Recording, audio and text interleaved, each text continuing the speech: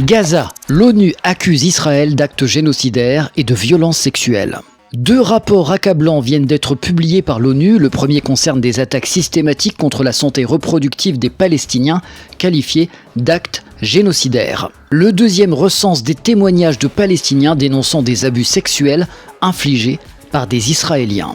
Selon une commission d'enquête de l'ONU, Israël a délibérément détruit les infrastructures de santé reproductive à Gaza, empêchant les Palestiniens d'avoir des enfants. 2 des 5 critères définis par la Convention de 1948 seraient remplis: mesures visant à entraver les naissances et soumission intentionnelle d'un groupe à des conditions de vie entraînant sa destruction. Mais pour le moment, l'ONU n'a pas encore conclu formellement à un génocide, car elle doit encore examiner l'intention derrière ces actes. Devant l'ONU, des Palestiniens ont témoigné de sévices subis en détention. Saïd Abdel Fattah, infirmier.